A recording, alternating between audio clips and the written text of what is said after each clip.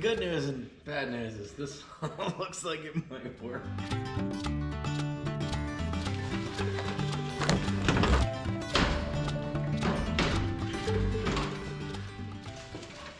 Ladies and gentlemen, welcome back to Between the Sharks. If you came for the redneckery, the homemade bush hog, today's experiment is to see if we can turn this ancient gasoline-powered edger into a walk-behind concrete cutting saw. Oh, hell yeah. It's got a Briggs Stratton 3-horsepower motor. Honestly, I have no idea if that's enough to run a concrete saw, but I'm gonna assume that it is until I prove that it's not. This thing has not run in decades, and I can confirm that with absolute authority because my father bought this for me when I was a kid cutting lawns. He took me to the Home Depot. I swear he paid $230 for this thing. Yeah, I don't think I ever made enough money to pay my dad back for it, so out of guilt, I've moved this everywhere that I've gone, and it's just been sitting because I can't let it go. So today, we're gonna give it a brand new purpose. So I store this thing outside, and it's been like that for many, many moons. I hope that this is not... Is there anything in there? I mean, what is in there smells like deck stained gas, which is shocking. Shocking that it's not just water from the vent holes. That's incredible. I don't think it's a good thing, but it's an incredible thing. Kind of see the color. Whew, whew, whew. Yeah, that's something. There we go. Come on, little buddy. Grab my dipstick here. Look at that. I mean, that's got the tiniest bit of viscosity, but it's better than it being dry. That would have been more batter. I mean, I want to see if we can get this thing to run. I've had incredible success with old Briggs motors. Honestly, everything I've ever done with a small engine has been documented on this channel. I've never gotten one to run in my life before that, but somehow when I got that abandoned property, I guess my brain just clicked. I adapted when I was basically desperate. I don't want to pull any fuel through it or anything like that. I just want to see if it's locked up. It is not. Excellent news. Here we go. Just gonna give this thing a quick clean off. It looks like it's full of spiders. See if we can get a look at the old carburetor. These old Briggs engines, if you can clean out the carburetor, you're probably in pretty good shape. My thoughts are, what if I just dump this fuel out, add new fuel, and see what it does? Maybe the carburetor's still clean after 20 years. We don't know. Jam a bunch of that down in there anyway.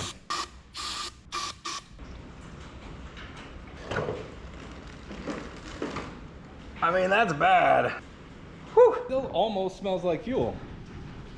And the gas tank, I mean, the little bit I can see in there is not nearly as corroded as it should be. Let's take it outside, fill it with gas, and just give it a chance to shine. That smells like gas. Big soak. Whoa!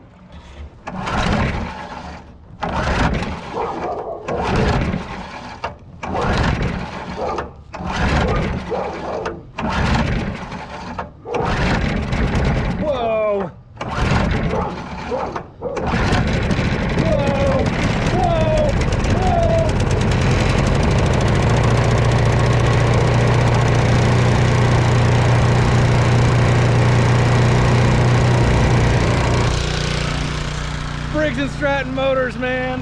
Holy crap. I didn't do anything. I put gas in it. That's it.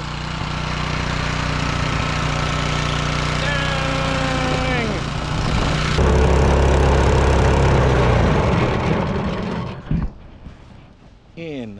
Inconceivable. Man, I almost took that carburetor apart just because that's what you're supposed to do. And all I had to do was pour fresh gas in it. Incredible. Incredible. All right. We got to take this blade off and start to look at what it's going to take to put a concrete blade on there. And then I think 3 horsepower is going to be enough to, you know, cut up some 4-inch slabs. I hope so. We're going to find out. Wow. I'm thrilled. Scary. So now we've got to find a concrete blade that we can either adapt to fit this spindle or has that spindle size, which I'm not sure what it is, so we'll need to measure it. Bought these digital calipers at Harbor Freight. They're not good for building rocket ships, I don't think, but they're great for stuff like this. I got 0.514, I'm gonna call that a 1/2 inch. Okay. Jesus. float. Time to go hit the old internet and see the largest diameter blade we can get with a 1/2 inch spindle hole. This is where we get dangerous. Alright. We're gonna need a guard of some kind on this thing, but I'd rather not hack this one to pieces. Come on. Yeah. This was the cheapest one of these I could possibly get, because we're still in very much prototype proof of concept phase. This way, we got the adapter we think we got. Dang, this feels very, very dangerous. All right, this claims to be the 20mm to 1/2 inch adapter. Let's see if we can make this do. Come on, buddy. Come on. Boy, howdy. I mean, the good news and bad news is this looks like it might work. If this thing works, it's a huge hoarder victory. So this ridiculous thing wants a guard, even for testing purposes. Yep, oh yeah. I don't need to go anywhere to do any of this. Oh. Something like that. Be great. It'll work if you let it. Something like this.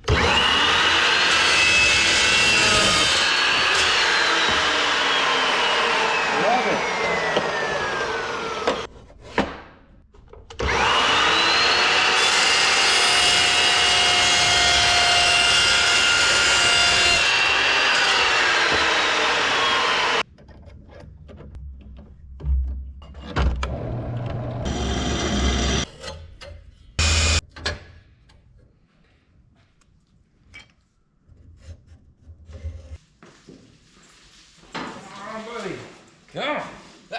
Got the old Best Arc plasma cutter set up. I still love this machine. Recently got the Cinder 10-in-1. It also works great as a welder and a plasma cutter. I still think it's a great solution if you're super tight on space. For me, it takes 2 steps to get from welding to plasma cutting, and that's 2 steps too far. All I have to do is turn this machine on. Considering they're already here cluttering up the shop, that's just kinda how I roll. Do check this machine out if you're looking for a welder and plasma cutter combo, because I'm very happy with both functions. You just need a plasma cutter though. That Best Arc is pretty darn solid. I saw that on Mike Festiva's channel. He does a great review on plasma cutters if you're shopping around. I think it's still relevant even though it's a couple years old.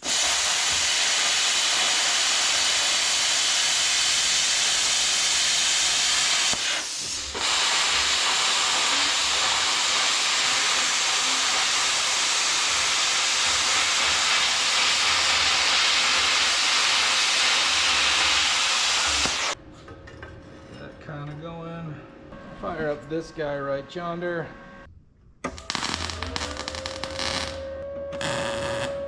All right, so there's a lot to consider when building a sophisticated concrete cutting device. $2,000 to $4,000 machines are 11 horsepower. We're bringing a hard 3. And RPMs, these blades are designed to spin at a certain RPM. All right, we considered it. Because this thing has been around since it was brand new, I can say with 100% certainty, it's never had an oil change. I'm expecting very little to actually be in here. I mean, that's still got some viscosities to it. Well, it should probably have like 2 or 3 more viscosities. I mean, it's kind of like maple syrup, so I'm relatively impressed. This oil is decades old.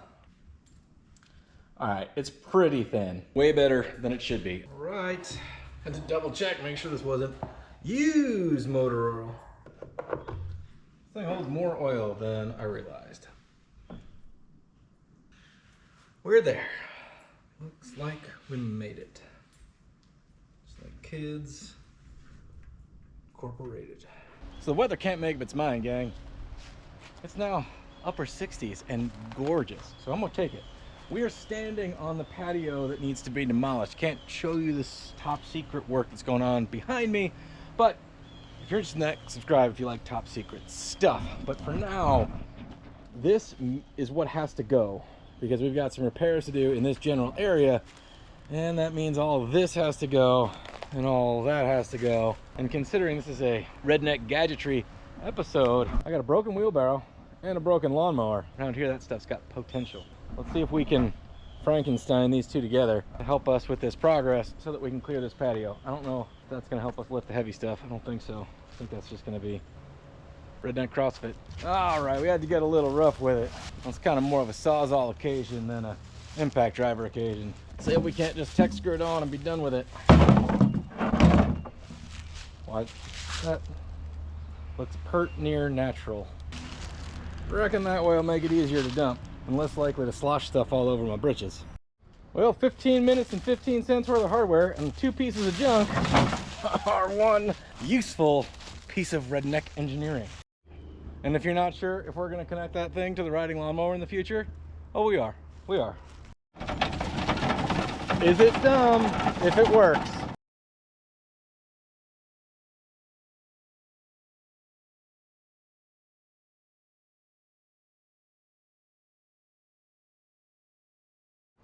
Well, yesterday it was 70 and sunny. Today, not so much.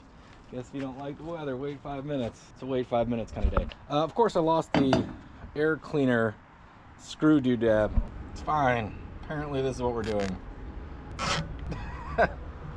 Perfect. Gross out here. It's like kind of chilly, but obviously it's a million humidities. When it comes to grease guns, I'm like a toddler with spaghetti.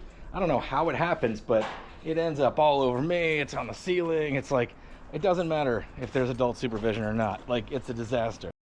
So I got some method to figure out. These two slabs are obviously uneven, and that changes as we go forward. So I've got to ride the wheels, I think, at least as our experimental starting point on level concrete. I've never used a concrete saw, so I'm trying not to handicap myself before I even start. And this thing is, well, a contraption at best. So I do have a concrete breaker for the mini excavator also that I've never used. I'm trying this method because if I can turn these into blocks of some kind, they'll be useful on the property.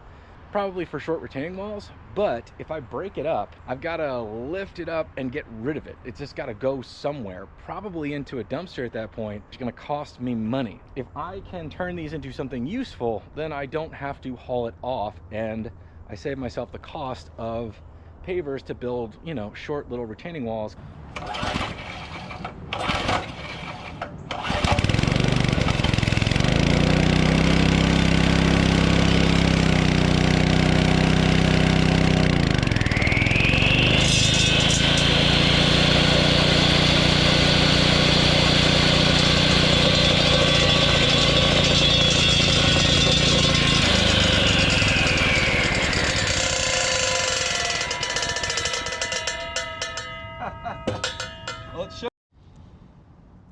The local Ace had stainless steel washers.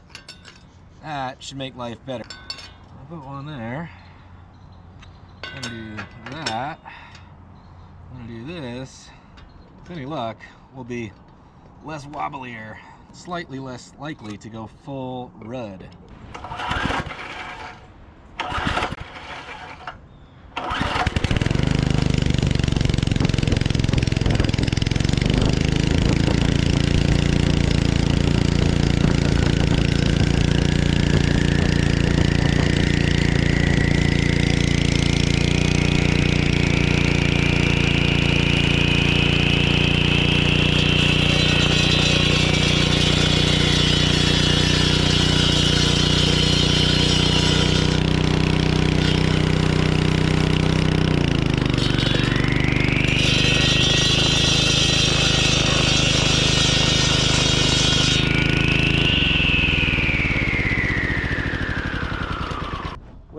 That's the start of something. Let's grab a hose. All right, round 3.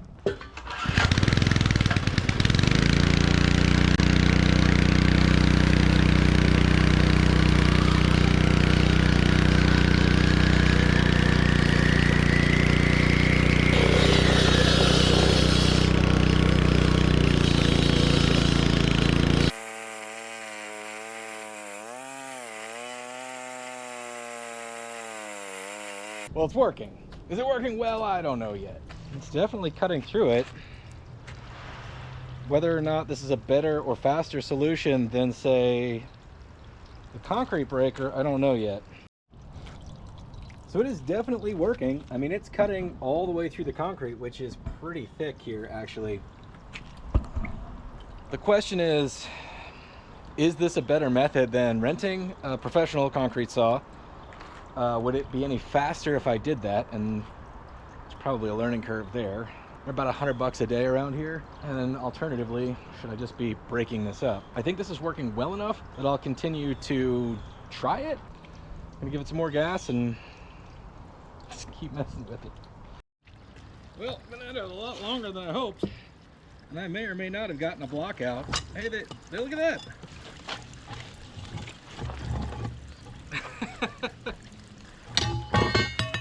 So, the theory works. Where do we go from here? So the good news is it works. The bad news is it's slow, and I think I smoked the belt. I mean, by slow, probably about a half an hour, maybe 45 minutes into this whole process, but that's a lot of learning curve. Like, do you score it and then cut deep? Like, what do you do, you know? I'm not willing to give up on it yet. It's clearly a thin enough slab that we can cut through it. I mean, I guess the other option would be to get a circular saw blade. Try it. I mean, this does feel somewhat safe to use. I'm pretty far away from the business end. It's pretty much a dust-free operation. Would it be any faster at all to break it up with the mini excavator, move it with the mini skid steer, and then I guess pay to haul it off? I think I just got to get better at this. It's a lot of concrete to move. And I picked up this, so hopefully we can run this blade for a while, and hopefully that'll just make things go quicker and bind less. Maybe we can make our first pass like this, and then go back and cut with our bigger blade after that. Maybe it'll be better, maybe it won't. I don't know. I'm sure there's all sorts of RPM calculations we should be doing that we're gonna just ignore. Time to give this little guy a whirl. We can always throw it on a circ saw and I can crawl around on my hands and knees, but I'm hoping this will do better. I wouldn't say we failed yet, but I'm never willing to give up on a project till I failed at least 3 or 4 times.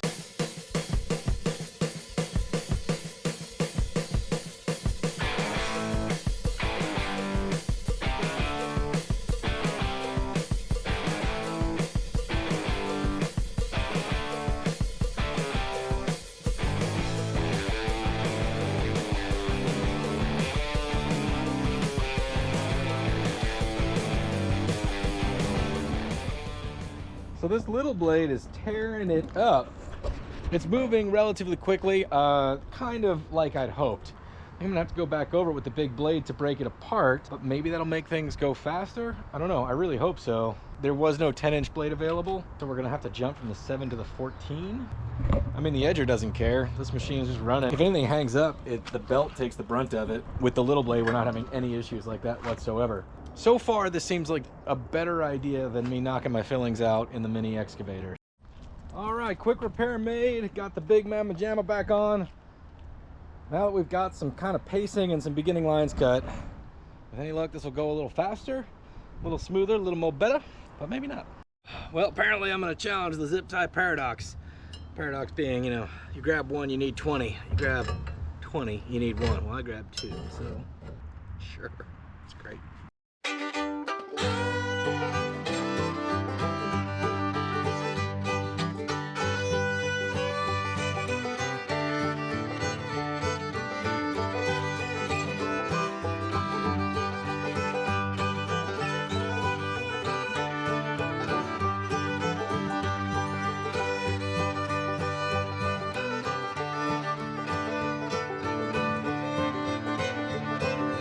Doing something, but I have no metric of how quickly this should go. At this point, I've scored kind of every other line with the big blade. It is much slower going. I feel like a 10-inch blade on this system is probably the max. I can't seem to find one locally, and well, you know how I am with the patience and the such. So we're gonna go grab the mini skid steer and see if we can start lifting some of these blocks out and break it at the seams. I said I might want pavers or retaining wall blocks or something out of these things, but I don't really care if they have a broken edge or not. Let's go grab something with a big lever, aka the mini skid steer, see what it'll do.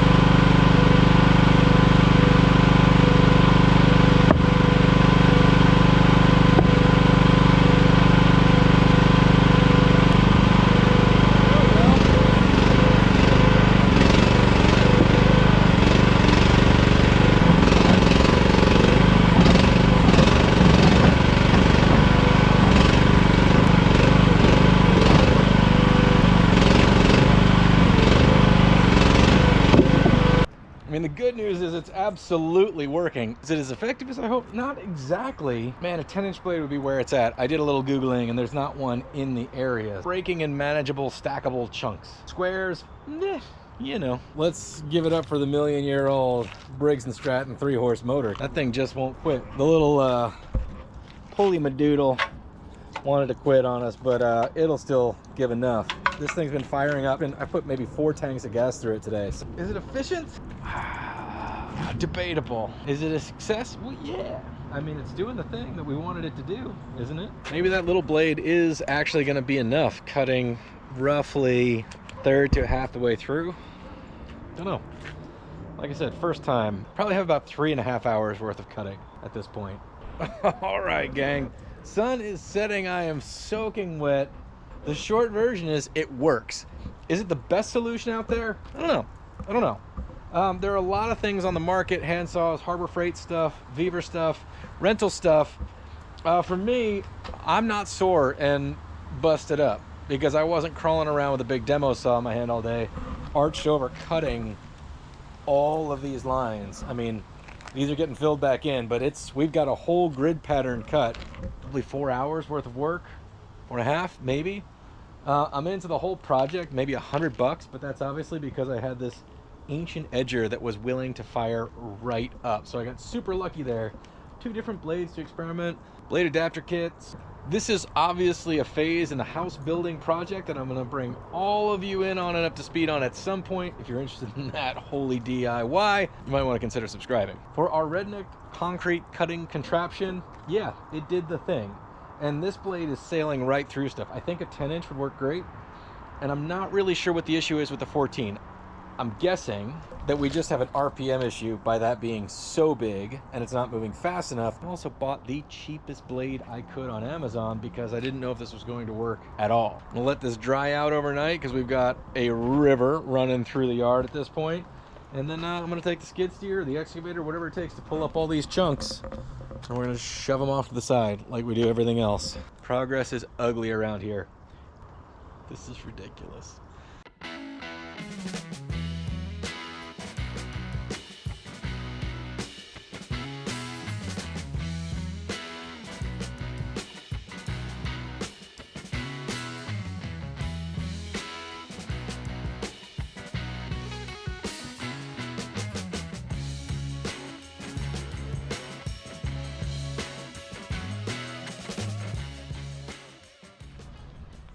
This thing's paying for itself over and over again. I'd say the plan worked. It is taking some sledgehammer hits on the seams to break them because some of the cuts just aren't as deep as I hoped they would be. Without a doubt, I think the 7-inch blade was great. 14-inch blade, it wasn't really doing the thing. Again, I'm not sure if that's quality or an RPM issue. And finding a 10-inch blade in town, just it doesn't exist. So we're just kind of making do to keep the project going. But a lot of it is breaking along the edges that we cut.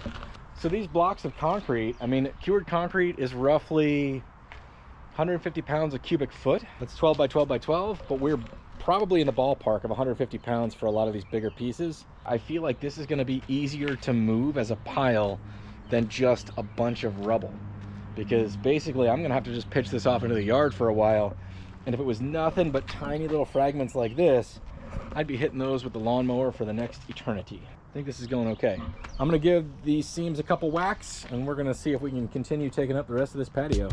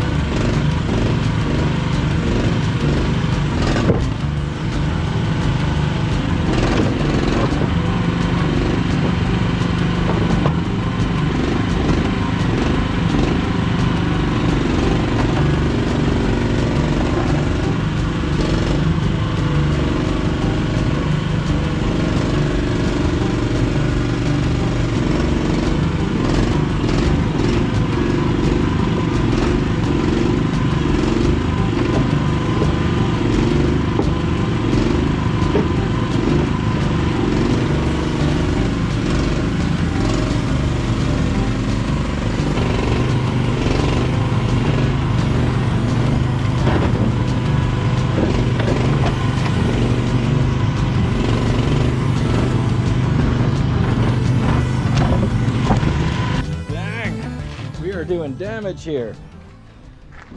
So getting these tools, again, it's stuff paying for itself here. I do wish, and I may need to build some kind of cage that goes around that hydraulic. I've hit it a couple times over time, but you know, it's holding up, but it is very exposed when you're moving big heavy stuff, which is exactly what you want to do with these machines. I mean, that block right there, that little guy, is probably 80 pounds. So it looks like it's moving this stuff effortlessly, even for the smallest machine of its kind that's produced. And still, it's a back saver and a time saver. And on top of that, like you could rent these things, but having them at my disposal when I have a couple of hours and I can come over and get something done is just calculating not only the economic cost, but the scheduling cost of getting somebody else over here or renting equipment and then maximizing the time with the equipment. I mean, this has taken maybe like an hour. The scoring of the blocks definitely seems like it was an advantage.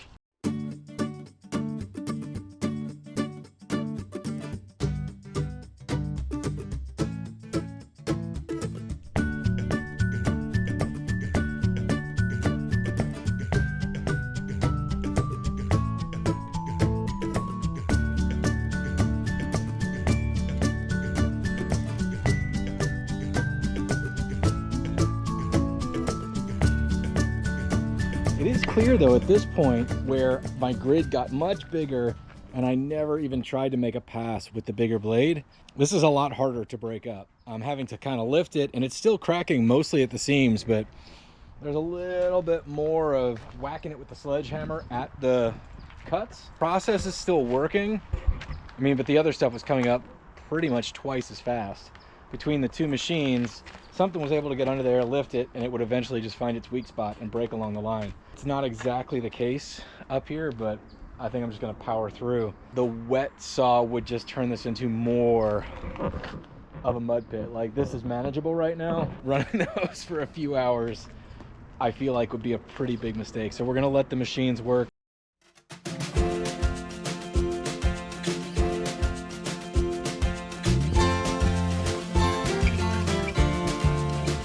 Ladies and gentlemen, sneak preview. Holy moly. We'll get into the details of this patio destruction demolition at some point. Stay tuned. Consider subscribing if you want to be updated on that. It's a small part of a massive project, but this absolutely worked. By the time I got back to where I'm standing, I had not done much of the cross cutting, and boy howdy, that slab just did not want to come apart. It held together. I moved probably an 8x8 section with the mini skid steer and it still didn't want to give it up. So this was a lot more sledgehammer work than the first half or 3/4 that I used our homemade concrete saw for. So the moral of the story is build, rent, buy. There's tons of them on the market. Lots of places rent them. Harbor Freight sells them, a bunch of different companies, electric, gas, whatever. But scoring it does make the work a lot faster. It's a really big deal. I mean, all this could have been done with a sledgehammer or a jackhammer and a shovel. I think I cracked my screen. Yeah, we sure did. That's all right. Collateral damage. Patio demolished. Progress is ugly around here. As always, good luck on your projects out there. We will see you next time on Between the Sharps. This is ridiculous.